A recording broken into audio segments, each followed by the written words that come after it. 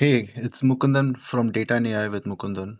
Have you ever written something that looked right, sounded right, but just didn't feel right? Like you hit publish on a blog post, and instead of that warm glow of, yes, I nailed this, you feel kind of hollow? I've been there multiple times. Uh, so one day I just stopped guessing and I built an AI to tell me the truth. And this is a story of how I exposed the emotional blind spots in my writing using artificial intelligence. It's a part emotional wake up call, part tech deep dive, and all very, very personal. So stay with me here. So I just written a 1500-word blog post. I did everything right. I outlined it, I edited it, reworked the sentences. My grammar was solid, my ideas were clear. But after all that work, something felt off. You know that feeling when someone smiles at you, but their eyes don't? That's what my writing felt like. On on paper it was fine, but emotionally disconnected, distant, in fact. And it scared me because why wouldn't it, right? Because I wasn't trying to be cold. I was trying to connect deeply. So I asked myself the question that would change everything. What if I'm not writing too poorly, but too impersonally? And that thought haunted me until I did something kind of crazy. So I built an AI app to tell me the emotional truth my words were hiding. So if you don't know me already from my previous work, I built a ton of little AI apps, I would call it.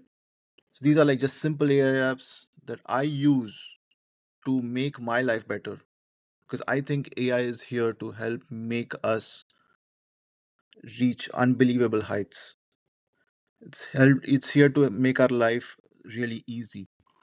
And building an application using AI, that is just my way of using AI to benefit my life, and I'm hoping to help others do the same, right? So that's what I did here. I built an AI app to tell me the emotional truth that my words in my blog post were hiding. So here's what I built. It's a simple Python based app.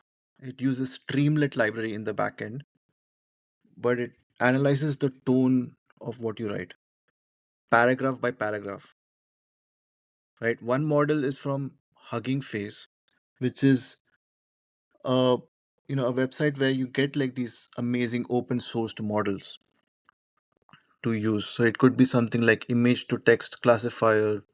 So basically, I mean, so image to text conversion. So something where you want to convert an image to text or text to an image.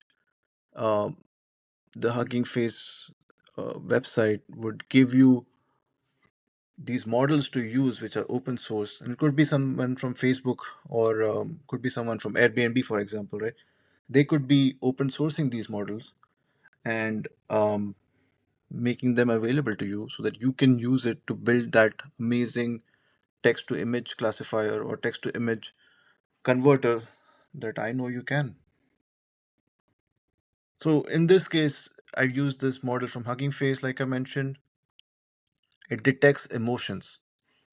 It detects joy, frustration, sadness, excitement. And the other I used was GPT-4, which is the latest, one of the latest, I mean, at this point. GPTs from ChatGPT. It At this point, I think it would be a bit more older. But I mean, yeah, it is a GPT by ChatGPT. It tells me what tone it hears, whether it's confident, apologetic, casual, or robotic. Yeah, if those don't match up, the app flags it. That's the emotional mismatch. And that's where my writing is betraying me, right? I ran my blog through it, And paragraph by paragraph, I saw it. My intro was meant to be uplifting, but it read uncertain. My conclusion was supposed to feel powerful, but the AI called it resigned. And I had to sit with that because it was right. So I used that feedback to rewrite the post, not just for clarity, but for that connection. That's when my writing started to feel like me again. So here's where I went deeper, right? I wanted the tone detector to know me, to know my quirks, my voice, my style. So I trained a model to use my own writing. So I labeled these paragraphs as this is neutral, or this feels warm, or this is trying too hard. Then I fine tuned a model on those labels. Now, when I run new writing through it, it doesn't just judge me based on these generic emotion categories. It checks if my writing sounds like me, not like a perfect writer, but like a real one. And that's when something magical happened. My blog started getting more comments like, this really spoke to me. I wasn't trying harder. See, I wasn't trying harder. It's just I was trying to be real. And being real is what helps you connect with people, right? And surprisingly, AI got me there. So here's what I learned. We spend hours tweaking grammar, structure, word choice, but if the tone's off, none of it lands. Tone is invisible, but it is everything. It's why a helpful email feels condescending, right?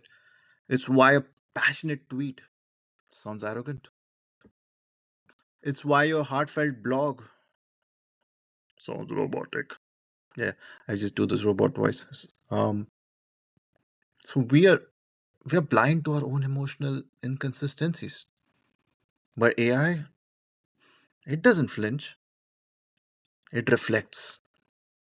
It shows us our blind spots. And if we are brave enough to look, it can help us connect in ways we didn't even know we were missing. So let me ask you something.